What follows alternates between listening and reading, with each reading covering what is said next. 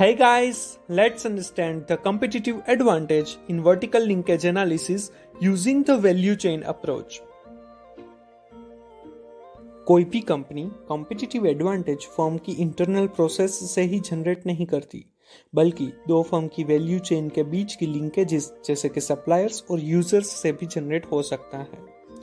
Value chain analysis जो हमने पहले के वीडियो में पढ़ा है, उसमें इंटरनल प्रोसेसेस के बीच की लिंकेजेस इंक्लूड होती है, जबकि वर्टिकल लिंकेज एनालिसिस में दो फर्म के बीच की वैल्यू चेन को एनालाइज किया जाता है, जो पूरी इंडस्ट्री की अपस्ट्रीम और डाउनस्ट्रीम एक्टिविटीज को कवर करता है।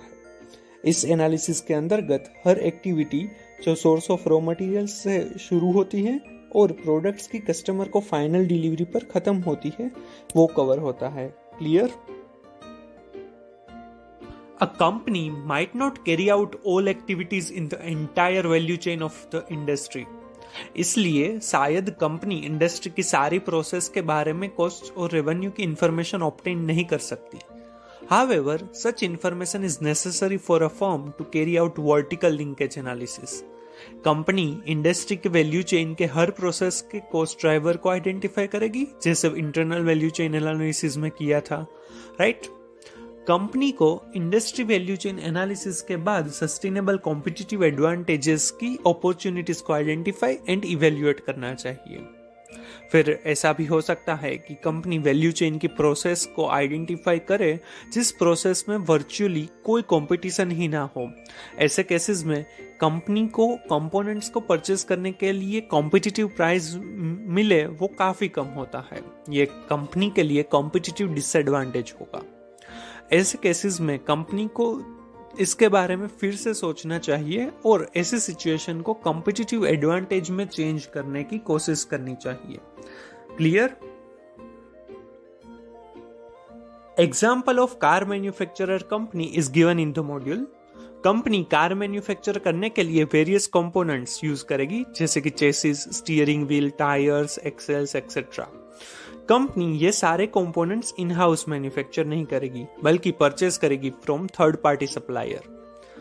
द कंपनी असेंबली लाइन पर फोकस करेगी, जो उसकी कोर कॉम्पिटेंसी है। हाँ, लेकिन कुछ पार्ट्स जो कार के लिए क्रिटिकल है वो इन हाउस मैन्युफैक्चर किए जाएंगे।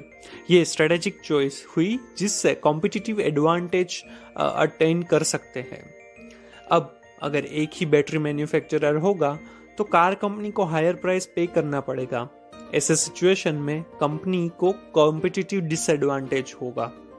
कंपनी इंडस्ट्री वैल्यू चेन को एनालाइज करने के बाद सप्लायर्स के साथ नेगोशिएशंस भी कर सकती है। यह तब होता है जब कंपनी को पता चलेगा कि वैल्यू चेन के कुछ सेक्शन ज्यादा मार्जिन चार्ज कर रहे हैं, और ये सब कुछ हमें पता चलेगा इस इंडस्ट्री वैल्यू चेन मतलब कि वर्टिकल लिंकेज एनालिसिस करने के बाद।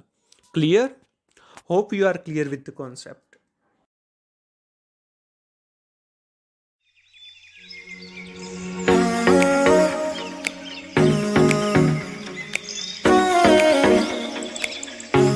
Hey guys, hope you have learned from this video. So please like and share the video, comment if you have any doubt or a suggestion, and don't forget to subscribe the channel. Keep watching, keep learning. In short, it is quick. Thank you.